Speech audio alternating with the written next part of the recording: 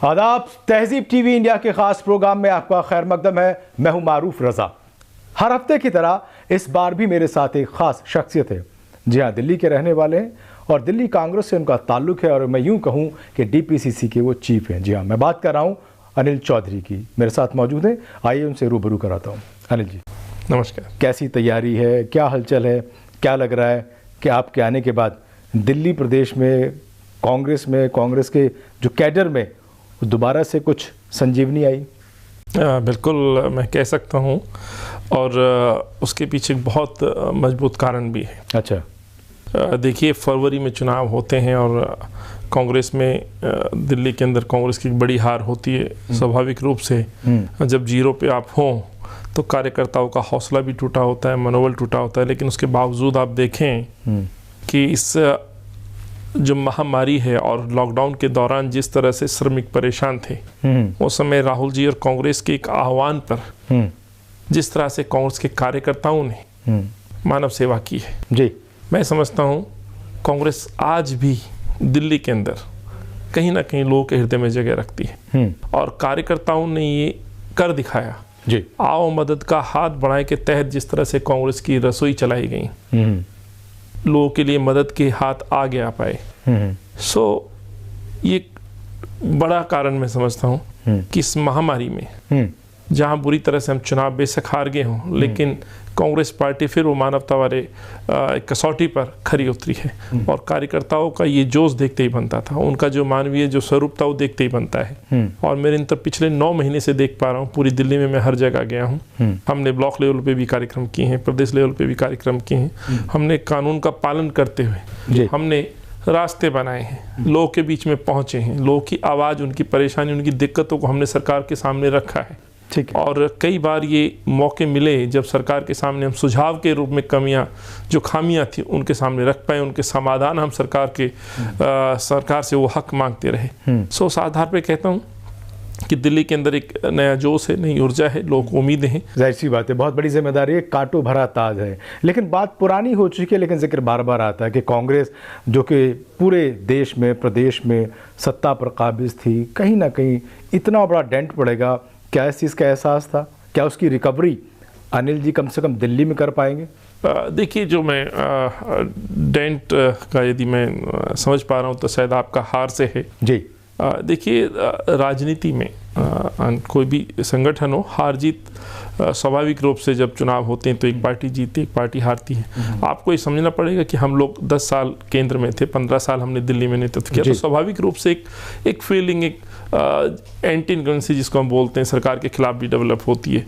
तो एक रीजन वो मैं समझता हूँ। और स्वाभाविक रूप से जो अब चीज़ें चल रही हैं देश के अंदर, आप देखें जिस तरह की पॉलिटिक्स चल रही है, कहीं ना कहीं ये जो दौर है वो देश के लिए बड़ा घातक है और उसमें कांग्रेस भी भुगत रही है। जिस तरह से पॉलिटिक्स आज धर्म में बढ़ती नज़र आ रही है, जहाँ डेवलपमेंट पीछे छूट जाता है, जहाँ लोग विकास की बातें तो करते हैं लेकिन चुनाव आते आते चुनावी जो मुद्दे हैं वो धर्म से जुड़ जाते हैं, नेशनल लेवल पे भी चीज़ें देखती हैं। तो कांग्रेस पार्टी को नुकसान हुआ है। कांग्रेस पार्टी देश की सबसे बड़ी पार्टी आज भी है और हमेशा से देश के अंदर अपने असूलों पर लोगों के बीच जाती रही है, अपने विचारधारा पे, अपने कामों के ऊपर वोट मांगती रही है। तो बीजेपी ने जो किनारा दिया था कांग्रेस मुक्त भारत, तो लगातार वो उसी पर चल रही है और हर मंजिल पे जो उसे कामयाबी भी मिल रही है। अगर यूँ कहूँ कि भी राजस्थान की बात, सामने लोकल चुनाव वहाँ पर हुए, वहाँ पर भी भाजपा ने अपना भगवा झंडा फहरा दिया। तो धर्म की राजनीति वो कर रहे हैं, आप विकास की राजनीति करें, तो कहीं ना कहीं क्या लग रहा है कि आप लोगों को वो समझा पाने में सक्षम नहीं है जिस तरीके से बीजेपी और दूसरी पार्टियाँ हैं? देखिए, एक तो मैं कहना चाहता हूँ, जिस तरह से कहा गया भारत मतलब कांग्रेस मुक्त भारत, ये भाजपा ही लोग कल्पना कर सकते हैं, ऐसा नहीं हो सकता। कांग्रेस और भारत, हिंदुस्तान एक दूसरे के लिए आत्मा है और इस देश को बनाने में कांग्रेस का जो कंट्रीब्यूशन या अपोजिशन की पार्टियां भी मानती हैं, ये बोलने के लिए, अपने कार्यकर्ताओं को संदेश देने के लिए हो सकता है भाजपा के लिए अच्छा हो, लेकिन आपको समझना पड़ेगा कहीं पे भी आप समय समय पर जब इलेक्शन हुए हैं, इस देश की जनता ने, देश की आवाम ने कांग्रेस को मौका दिया है। कांग्रेस की अभी भी जो सरकारें चल रही हैं, हाँ हिंदुस्तान में पिछले कुछ वर्षों में जिस तरह से विपक्ष ने राजनीति की है, जिस तरह से शाम दाम दंड भेद हम कहें तमाम हथकंडे अपनाए गए हैं, जीती हुई बाजी जो कांग्रेस की जो सरकारें थी उनको गिराने का काम किया है, उसमें अपने बहुत सारी चीज़ों का दुरुपयोग किया है। इसमें मुझे कहने में कोई एक तरह से ये मैं कहूँ कि कोई कोताही नहीं बरतना चाहता हूँ। मैं सीधे तौर पर कहना चाहता हूँ भाजपा ने जिस तरह से हथकंडे अपनाए हैं, कई सरकारों जैसे गिराने का काम किया, 5 से 6 सरकारों को गिराने का काम किया,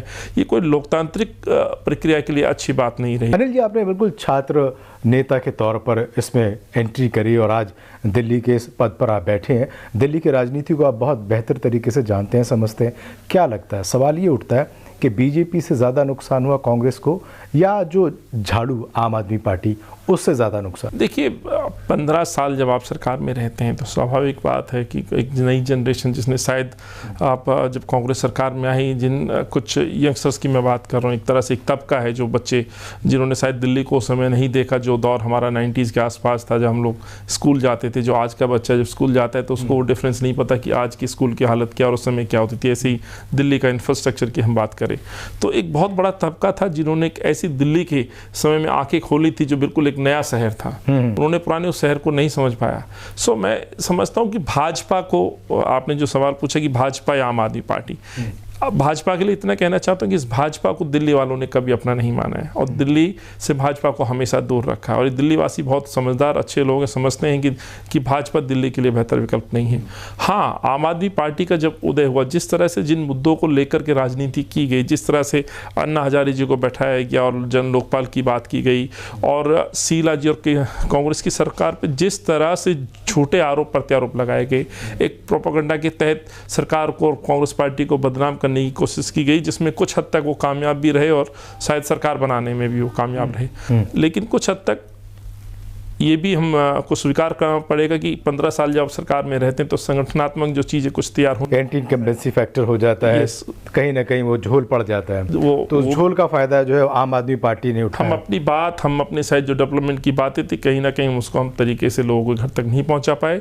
हमेशा कांग्रेस ने और आप लोगों ने आम आदमी पार्टी पर आरोप लगाया कि बीजेपी की बी पार्टी है। बी पार्टी होने के बावजूद, एक नई पार्टी होने के बावजूद, एक युवा पार्टी होने के बावजूद आते ही उसने दिल्ली में तीसरी यानी कि हैट्रिक कर ली। तो ये कहीं ना कहीं मुझे लग रहा है कि जिस तरीके से दिल्ली की जहां पर 15 साल की लगातार हैट्रिक की सरकार रही, वहीं पर हैट्रिक करी इस नई सरकार ने। ये कहाँ लग रहा है कि कहाँ कमी रहेगी, कहाँ चूक रहेगी? दिल्ली के वोटर्स को नहीं समझ पाए हम लोग, या यूँ कहूँ कि कांग्रेस अपने कैडर को नहीं समझ पाई? देखिए, मेरा इसमें मानना है 15 साल हमने दिल्ली को दिया और दिल्ली के अंदर जो डेवलपमेंट वो दुनिया जानती है, पूरा विश्व ये कहता है कि दिल्ली के अंदर कांग्रेस ने काम किया है। दिल्ली को विश्व स्तरीय शहर बनाने का जो वायदा दिल्ली के लोगों से थे, वो वायदे पे खरा उतरने का काम कांग्रेस पार्टी ने और शीला जी ने किया। मैं खुद विधायक रहा, 15 साल उनके साथ मैंने काम किया। सवाल ये कि जब अरविंद का उदय हुआ, अरविंद को जब मौका मिला, दिल्ली के अंदर आम आदमी पार्टी ने सरकार बनाई, तो बहुत सारे ऐसे वायदे थे। सो मैं पूछना चाहता हूँ, एक आम आदमी पार्टी जो ये कह कर कहे कि आम आदमी लोगों की पार्टी है, जिसमें उनके खुद के भी उन्होंने कुछ प्रोमिसेस, कुछ सिग्नेचर कैंपेन भी चलाए थे कि हम बंगला नहीं लेंगे, गाड़ी नहीं लेंगे, तो सवाल ये उठता है कि आपने जो दिल्ली की जनता से जो वादे किए थे, कुछ जो सपने आपने दिखाए थे, उन वादों पे, उन कसौटियों पे आप कितना खरा उतरे? आप हार जीत अलग बात है, ठीक है, लेकिन आपने जो सपने सजोए थे उन सपनों को कितना पूरा कर पाए? आप बिजली और पानी के एजेंडे पर चल के वहाँ पे भी आपने गुमराह किया। आज आप देखें दिल्ली की स्थिति ऐसी है कि जो बिजली के बिल आ रहे हैं उससे लोग इतने तरसते हैं, तो कहीं पे भी दिल्ली के लोगों को राहत नहीं मिल पाई। लेकिन इस डिसीजन से एक चीज़ तो तय है कि भाजपा को दिल्ली के लोग दूर रखना चाहते हैं। अच्छा। जो उनकी जो कम्युनल पॉलिटिक्स है उसको दूर रखना चाहते हैं।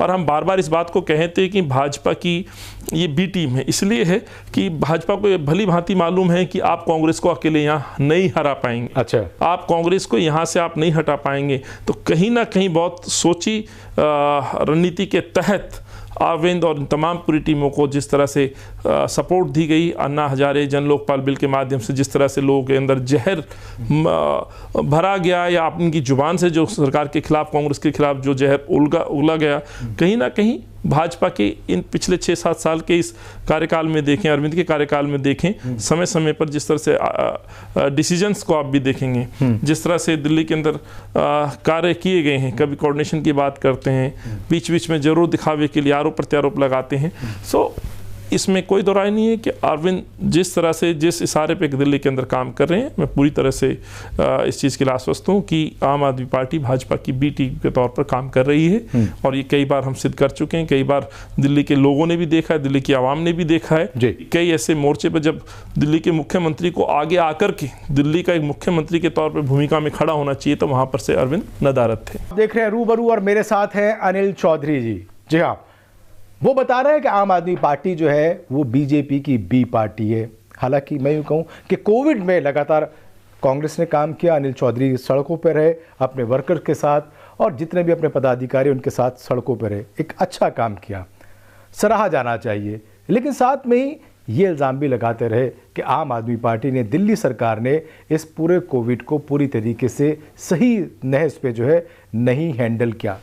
क्यों लगता है? देखिए, जब दिल्ली के अंदर देश में लॉकडाउन शुरू हुआ, मैं समझता हूँ वहाँ पे मुख्यमंत्री की जो भूमिका थी वो बिल्कुल बाहर निकल के, घर से निकल के तमाम सरकारी जो व्यवस्था है कि उनका जायजा लेनी थी। और ये जो महामारी है, जो कोविड, जिसकी चेतावनी बार बार राहुल जी, केंद्र की सरकार और दिल्ली की सरकार को भी, कांग्रेस के नेता और हम लोग भी अवगत कराते हैं, इन्होंने बहुत लाइटली लिया, जिसका नुकसान ये हुआ कि ये संक्रमण बहुत तेजी से देश में भी फैला और दिल्ली में फैला। आप देखेंगे अरविंद एज ए मुख्यमंत्री फर्स्ट डे से ही घर में कैद हो गए। लगभग 2.5 महीने वो अपने घर से नहीं निकलते हैं जी। अफसोस इस बात का है कि दिल्ली का मुख्यमंत्री, जिसको दिल्ली के लोगों ने चुना है, ऐसी आपदा में आप क्या संदेश देते हैं? आपको जहां सड़कों पर उतरना चाहिए था, अपने अस्पतालों का जायजा लेना चाहिए था, इस संक्रमण की, इस महामारी के खिलाफ जंग की तैयारियां करनी चाहिए थी। आपको अपने मोहल्ला क्लिनिक, जिस पे आप दावे करते थे, बड़े बड़े दावे किए, उनकी समीक्षा करनी चाहिए थी। वहां पे आप और आपकी पूरी कैबिनेट घर बैठ गई। आप देखेंगे लोगों में संयम टूट गया, लोगों का भरोसा टूट गया, सरकार से भी टूट गया। और जो लोग मजदूर, खास तौर से मजदूर कश जो लोग थे, जो सुबह निकलते थे, शाम को 2 वक्त की रोजी रोटी का अपना व्यवस्था करके, इंतजाम करके घर लौटते थे, उनके सामने एक चुनौती थी कि हमारा पेट कैसे भरेगा। और चूंकि हम लोग सड़कों पे थे, हम प्रोग्राम कर रहे थे, आओ मदद के हाथ बढ़ाए के तहत रसोई भी चल रही थी, राशन भी हम डिस्ट्रीब्यूट कर रहे थे, उसके आधार पे कहना चाहिए बहुत सारे श्रमिक ऐसे थे, आपने देखा होगा, लोग इस बात को कहते हैं कि खैर वो वक्त हमने नहीं देखा, लेकिन इस समय जरूर देखा। लोग कंपेयर करते थे, जब देश आज़ाद हुआ, जिस तरह से देश का बंटवारा और पलायन हुआ, तो लोग ये बात दोहरा रहे थे कि शायद इतना बड़ा पलायन तो तब नहीं हुआ था जो पलायन इस महामारी में हो रहा था। लोग अपने घरों को छोड़ छोड़ कर अपने गांव, अपने शहरों की तरफ निकल गए, भूखे प्यासे, अपने नंगे पैर, अपने बच्चों को अपनी गोद में बैठाना, सर पे बैठा करके पैदल ही निकल गए। सो इतनी भयानक स्थिति थी। उस स्थिति में सरकार पूरी तरह से फेल साबित हुई, और लोगों की जुबान पर जो शब्द था कि संक्रमण से तो बाद में मरेंगे, भूख से पहले मर जाएंगे, इसलिए हम अपने घर जाना चाहते हैं। लेकिन आम आदमी पार्टी की सरकार बार बार इस दावे को कर रही है कि सबसे पहला प्लाज्मा बैंक दिल्ली में बना, और सबसे ज़्यादा नियंत्रण हमने किया, सबसे ज़्यादा जो आईसीयू बेड हमारे यहाँ पर है, और जिस तरीके से हमने कंट्रोल किया वो काबिले तारीफ़ है, और किसी दूसरे राज्य ने ऐसा नहीं किया। दिल्ली के अंदर लगभग 9,500 से ज़्यादा मौतें हो चुकी हैं, फिर भी अरविंद दावे करते हैं। ये दावे कितने सच हैं? आप देखिए, 2.5 महीने जो मुख्यमंत्री घर बैठ जाए, दिल्ली के सरकारी हॉस्पिटल्स में लोगों को बेड ना मिले, ये मैं नहीं बोल रहा हूँ, तमाम मीडिया में आप लोगों के पास भी खबरें होंगी। मरीज बाहर स्ट्रेचर पे तड़पते रहे, लोगों के पास बेड्स नहीं थे।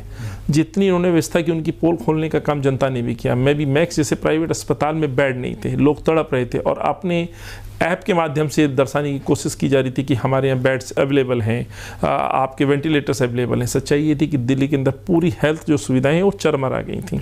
अरविंद लाख दावे करे, दुनिया सच जानती है कि पूरी तरह से फेलियर दिल्ली सरकार की हुई। यदि ऐसा नहीं होता तो अरविंद को अपने 3 सरकारी अस्पताल जो बन के तैयार थी, जिनकी नींव शीला जी ने रखी, जिनकी इमारतें बन के तैयार थी, जिनके सिर्फ रिबन काटने का काम मुख्यमंत्री को करना था, वो भी इनको नहीं मालूम था।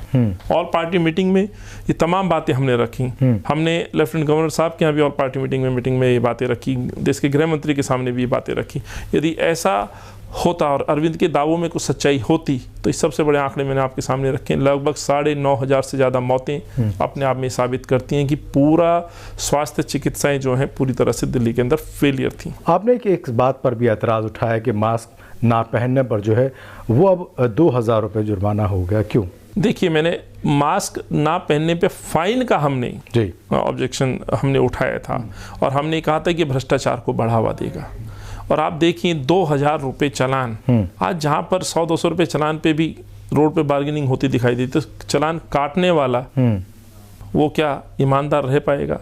और जिसका चालान कटने वाला होगा क्या हम ये गारंटी दे सकते हैं वो अपने 2000 बचाने के लिए क्या वो उसको प्रलोभन नहीं देगा? सो मेरा प्रश्न यही अरविंद केजरीवाल से था, क्या ये 2000 रुपये का जो चालान है कहीं ना कहीं लोगों में आप डर बैठा करके आप सोचते हैं कि हम ये कानून पालन करा सकते हैं, लोगों को मास्क पहनवा सकते हैं? तो नहीं, गलतियां होती हैं जाने अनजाने में, लोगों से कई बार मास्क ऊपर नीचे भी हो सकता है। सो हमने ये कहा है कि आप इसमें अवेयरनेस करिए, लोगों को फ्री मास्क रेड लाइट पे बांटिए, आप फाइन को 100 रुपये कीजिए, लोगों को एहसास कराइए, ना कि आप डर और खौफ से 2000 रुपये, यानी कि कहीं ना कहीं आप सरकार एक व्यापारी की तरह से अपने आप को प्रस्तुत कर रही थी। वो कहीं ना कहीं सोचते थे कि चालान की कीमत ज़्यादा बढ़ेगी तो लोग जो है डर से ही कम से कम मास्क पहनेंगे। सोशल डिस्टेंसिंग को लेकर के, शादियों के प्रोग्राम को लेकर के भी आपने सवाल उठाया था कि जब 200 से 50 कर दिए गए तो आपने कहा कि साहब इससे जो मैरिज इंडस्ट्री है उसको बड़ा नुकसान होगा। देखिए बिल्कुल, दिल्ली के अंदर देखिए हज़ारों शादियां होती हैं और इस लॉकडाउन में आप देखेंगे एक सीज़न शादियों का पूरी तरह से ख़त्म हो गया था, लोग शादी नहीं कर पाए। जब मार्च में लॉकडाउन शुरू हुआ तो बहुत सारी शादियां पेंडिंग थी। दिल्ली के अंदर आज 20 से 30 हज़ार शादियां इस पिछले 10-15 दिनों में ऑर्गेनाइज हो रही हैं।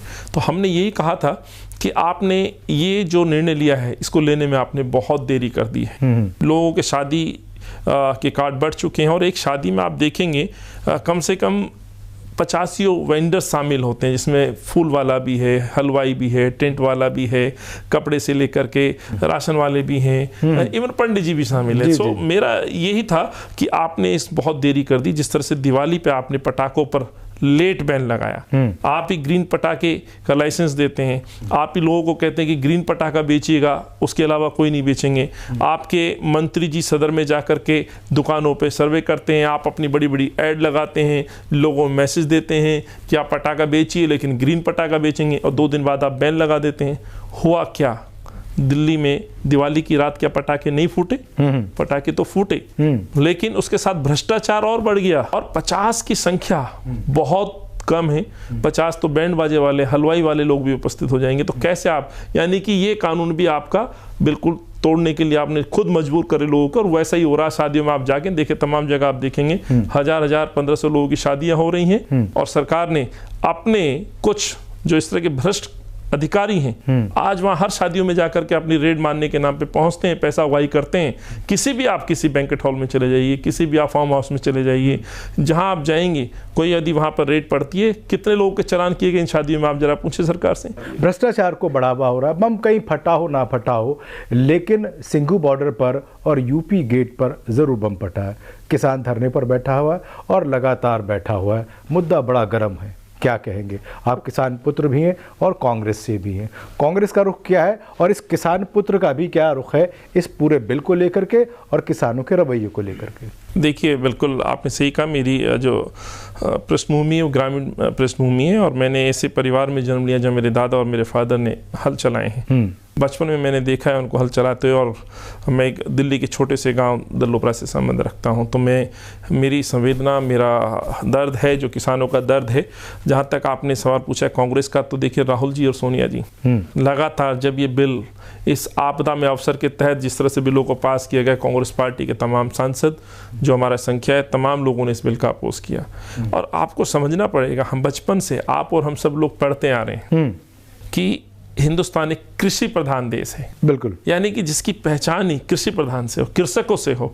आज उन कृषकों की ना सुनी जाए। सो कांग्रेस पार्टी लगातार ये बात कहती रही, ये सवाल इन सरकार से पूछती रही, आखिर आपने ये बिल पास किए तो किससे बातचीत की है? क्या आपके पास कोई डेलीगेशन आके मिला है? किसी ने रिप्रेजेंटेशन दिया है? कुछ रिफॉर्म्स लेकर के आइए।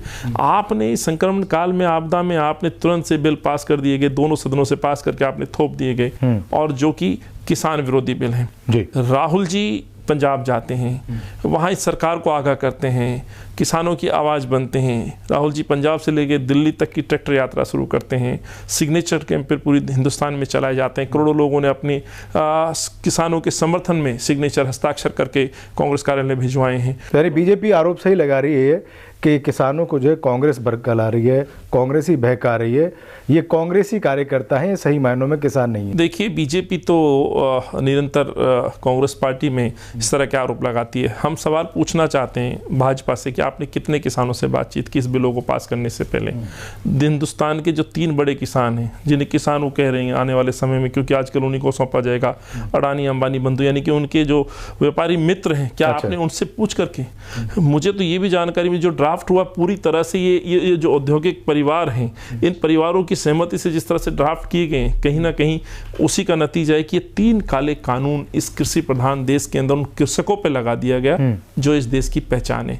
60 करोड़ से ज्यादा की आबादी जिस देश में कृषकों की हो, उन लोगों से पूछताछ ना की जाए, उनसे बातचीत ना की जाए, और वो लोग कहते हैं कि हमें ये 3 काले कानून नहीं चाहिए, हमें इस तरह का, आप कहते हो कि किसानों का भला होगा तो हमें इस तरह का भला नहीं चाहिए, तो फिर क्यों जबरदस्ती नरेंद्र मोदी जी और भाजपा की सरकार इन बिलों को थोपना चाहती है? सरकार तो कह रही है किसानों के हित में है, किसानों के फायदे के लिए, किसानों का जो MSP है वो बरकरार रहेगा, ज़मीनों का मालिकाना हक उन पे रहेगा, और बल्कि जो नुकसान होते थे उससे भी बचेंगे। ये तो भाजपा बोल रही, किसान क्या बोल रहा है कि हमारी ज़मीन हमारी नहीं रहेगी। अन्नदाता के सर पर बड़े बड़े औद्योगिक जो घराने उनको बैठा दिया जाएगा, उनकी फसलों के रेट नहीं मिलेंगे, जो उनकी मिनिमम जो सपोर्ट मिला करती थी प्राइस, जो सपोर्ट प्राइस था वो नहीं मिल पाएगा, उनका जो भविष्य अंधकार में हो जाएगा। उसके लिए वो कैसे स्वीकार कर सकते हैं? नहीं, लेकिन सरकार ने बार बार जो है बातचीत करी, अपने पास बुलाया, 6 दौरों की बात हो चुकी है, वो झुकने को तैयार है, वो संशोधन करने को तैयार है। ये क्यों बात है कि बिल पूरी तरीके से वापस लिए जाएंगे तभी बात बनेगी, वरना नहीं बनेगी? देखिए, मैं मीटिंग में तो नहीं हूँ और ना मैं गया, लेकिन जो किसानों ने जो बातचीत की, जो बताया है मीडिया के माध्यम से, सार्वजनिक तौर पर उन्होंने बात कही है। हर मीटिंग में एक ही एजेंडा रखा गया है। इवन गृह मंत्री जी की बैठक में भी वही बातें, वही तमाम बातों को रिपीट किया गया है। तो किसानों ने जिस तरह से स्पष्ट तरीके से कहा गया कि हमें ये 3 काले कानून नहीं चाहिए, इनको आप वापस करिए। MSP आपने जो खत्म की, मंडियों को जो खत्म करने की कोशिश की जा रही है, उनके आगे जो खेत हैं, जो उनके खलियान हैं, उन पे बड़े बड़े जो घराने हैं उनके कब्जे हो जाएंगे। हम इन बिलों को नहीं स्वीकार कर सकते। तो फिर ये मोलभाव क्यों? बार बार घुमा घुमा के आज कृषि मंत्री जी के साथ बैठेंगे, कल गृह मंत्री जी के साथ बैठेंगे, और उन्हीं बातों को लाया जा रहा है। तो कृषक मानने के लिए तैयार नहीं। तो इस सरकार को समझना चाहिए कि आपको तीनों का ये जो काले कानून है इनको वापस लेना पड़ेगा। उसके आगे कोई भी कॉम्प्रोमाइज करने की स्थिति में किसान नहीं है, और ये समझना चाहिए। बाईपोल इलेक्शन MCD में 5, ये संदेह रहेगा कि कांग्रेस जीतेगी या पक्का हो जाएगा कि कांग्रेस ही जीतेगी? हम अपना काम करेंगे, हम अपनी बातें लेकर के जाएंगे। इन दोनों सरकार को जो निकम्मापन है, इनका जो फेलियर है, आजकल जो MCD में आप देखें, इस संक्रमण काल में जहां लोगों के लिए बड़ी बड़ी बातें की गई, अरविंद ने भी बड़ी बड़ी बातें की गई, कोरोना योद्धाओं की घोषणाएं की गई, आखिर मिला क्या? आज कर्मचारी सड़कों पर है, सैलरी नहीं मिलती है। इस संक्रमण काल में आपदा में जिन डॉक्टरों ने अपनी जान जोखिम में डाल के लोगों की सेवा की, आज उन डॉक्टरों की सैलरी नहीं मिलती है। इस पूरे 8-9 महीने में 7 से 8 बार डॉक्टर सड़कों पे आ गए, जंतर मंतर पे धरना दे दिया, डॉक्टर्स की शहादतें हो गई। सो जनता जान रही है। हमने भी कॉर्पोरेशन में काम किया, मैं भी 2 बार कॉर्पोरेटर रहा हूं, हमारी भी सरकार थी, दिल्ली में भी सरकार थी शीला जी की, कभी ऐसी स्थिति नहीं आई। आखिर MCD के कर्मचारी का मैं पूछना चाहता हूं इन दोनों से, अरविंद से भी और भाजपा से भी, केंद्र से भी, इनका दोष क्या है? किस चीज की सजा आप दे रहे हैं? आप पॉलिटिक्स करते रहिए, आप दूसरे मुद्दों पे पॉलिटिक्स करिए, लेकिन एक 4th क्लास कर्मचारी की जो जीविका है वो इसी सैलरी, इसी तनख्वाह से चलती है। कर्मचारी सुबह निकलता है, आपकी सड़कों पर झाड़ू लगाता है, आपके घर की गंदगी को ले जा करके ढलाव घर तक लेकर फेंक करके आता है। एक माली सुबह पार्क में आता है, ठंड में पानी लगाता है, आपके पार्कों को मेंटेन करता है। यानी कि MCD का हर कर्मचारी की जिम्मेवारी सीधे तौर पर लोगों से जुड़ी हुई है, और उसके बावजूद उसको महीने पे तनख्वाह ना मिले, इससे दुखदायक क्या हो सकता है? लेकिन केंद्र में BJP की सरकार है और निगम में भी BJP ही छाई हुई है, तो इसमें इसके बीच में आप आम आदमी पार्टी को कहाँ देखते हैं? देखिए, दिल्ली में सरकार है अरविंद केजरीवाल की, सही बात है, और अरविंद का जिस तरह से पॉलिटिक्स करने का तरीका रहा है, लोगों को प्रलोभन की राजनीति देते रहे, तो कहीं ना कहीं इस तरह की बातें अरविंद फिर करेंगे, फिर चुनाव आएगा, फिर को इस तरह की प्रलोभी घोषणाएं की जाएंगी। पर सवाल ये उठता है कि इन घोषणाओं में आखिर दिल्ली के लोगों को मिला क्या? इन 7 सालों में मैं पूछना चाहता हूँ, शीला जी 15 साल रही, तो शीला जी का आधा टर्म जो है अरविंद पूरा कर चुके हैं। तो क्या शीला जी के मुकाबले दिल्ली का इंफ्रास्ट्रक्चर डेवलप हो पाया? क्या शीला जी के कामों से मैं तुलना करूं, ट्रांसपोर्ट की हम बात करें, ट्रांसपोर्टेशन में क्या उतना डेवलपमेंट हो पाया? एजुकेशन की बार बार ये दुहाई देते हैं, एजुकेशन का जो हाल है आप शिक्षकों से पूछे, किस तरह के झूठे आंकड़े प्रस्तुत किए जा रहे हैं। आप पर्यावरण की आप बात करें, क्या शीला जी के टाइम में पर्यावरण नहीं था? क्या पॉल्यूशन नहीं था? याद आता है जब स्कूल जाते थे तो बाइक से हटते ही पहले कॉलेज से अपना रुमाल हटाया करते थे। डीजल की गाड़ियों को हटाना, ऑटोज़ को CNG में कन्वर्ट कराना, टैक्सी को कन्वर्ट कराना, केरोसिन मुक्त शहर बनाना, दिल्ली का ग्रीन कवर 32% कर देना, ये अपने आप में इतने बड़े कार्य थे। उसमें कहाँ किस कसौटी पे अरविंद खरे उतर पाए। सो आने वाले समय में हाँ, अरविंद की तमाम इन बातों को पोल खोलने का काम करेंगे। कांग्रेस का कार्यकर्ता हमें एक नई फौज के साथ, नई तैयारियों के साथ दिल्ली की जनता को बताना होगा। और हमारे कार्यकर्ता सक्षम हैं। कार्यकर्ता कांग्रेस की खूबसूरती में आपको बता दूं, जब जब पार्टी कहीं ना कहीं इस तरह की परेशानी में आती तो कार्यकर्ता और जोश के साथ ऊपर आता है। अच्छा। और मैं दावा कर सकता हूं कि इन 8-9 महीनों में जिस तरह से हम फरवरी में चुनाव में हारे हैं और इस बीच 8-9 महीने में जो मैंने कांग्रेस का रूप देखा, नए कार्यकर्ता, जोशीले कार्यकर्ताओं को देखा, इस काम को हम पूरा करेंगे। ऐसी कौन सी संजीवनी है, ऐसा कौन सा ऑक्सीजन है आपके पास कि कांग्रेस के अंदर का ये पॉल्यूशन छट जाए और दिल्ली में फिर से जो आपका जो कैडर है वो जाग जाए? देखिए, कांग्रेस, मैंने कहा कि कांग्रेस अपने असूलों पे पॉलिटिक्स करती रही है। हम लोग हमेशा डेवलपमेंट के नाम पे हमने पॉलिटिक्स किए। शीला जी के साथ मैंने काम किया। दिल्ली के अंदर कई बार ऐसे मौके रहे जब विपक्ष ने कोशिश की कि दिल्ली के अंदर जो सौहार्द है, जो भाईचारा है, उसको डिस्टर्ब करें, लेकिन कभी शीला जी ने इसको हावी नहीं होने दिया। अब पीछे आप देखें, जिस तरह से फरवरी में दंगे हुए देश के अंदर, जो सौहार्द बिगड़ा है, उसमें मुख्यमंत्री की जो भूमिका है उस पर प्रश्न बनते हैं। इसलिए हम कहते हैं कि अरविंद भाजपा की बी टीम है। जिस तरह से उन्होंने कई ऐसे वक्तव्य दिए, जिस तरह से CNRC पे उनका जो रुख था, वो भूल गए कि वो दिल्ली के मुख्यमंत्री हैं। इस दिल्ली के इस जिसको अपना आपको अभिभावक कहते थे, बेटा कहते थे, वो मुख्यमंत्री छुप के घर बैठ गया। तो कई मोर्चे पे अरविंद फेल साबित हुए। तो कांग्रेस के कार्यकर्ता, मैं इतने दावे के साथ कह सकता हूँ, हमने हार स्वीकार की, हम हारे हैं, लेकिन हमें नहीं भूलना चाहिए कि 15 साल में इस शहर को हमने बनाया है शीला जी के नेतृत्व में, और 10 साल के UPA सरकार के तहत इस दिल्ली को इतना खुश दिया है। हमें वो बताने की आवश्यकता है। एक नए टीम के साथ, एक नई ऊर्जा के साथ हमें काम करने की आवश्यकता है। हमें अपने बड़ों का मार्गदर्शन, जिन्होंने इस दिल्ली के अंदर अपना कैबिनेट में रहते हुए योगदान दिया, MLA के तौर पे योगदान दिया, और संगठन में भी बहुत सारे वरिष्ठ नेता हैं जिन्होंने पूरा जीवन दे दिया। तो एक बहुत अच्छी टीम है। तो अनुभव है और ऊर्जा है, उसके समन्वय के साथ हम एक टीम के साथ दिल्ली में हम काम करेंगे। और मुझे पूरी उम्मीद है कि कांग्रेस की नीतियाँ, कांग्रेस की विचारधारा, कांग्रेस नेतृत्व, राहुल जी, सोनिया जी का नेतृत्व के साथ हम दिल्ली में उतरेंगे और कांग्रेस की विजय होगी। चलिए अनिल जी, बहुत बहुत शुक्रिया आपका इस तमाम बेबाक बातचीत के लिए। तो अनिल जी का कहना है कि हम होंगे कामयाब।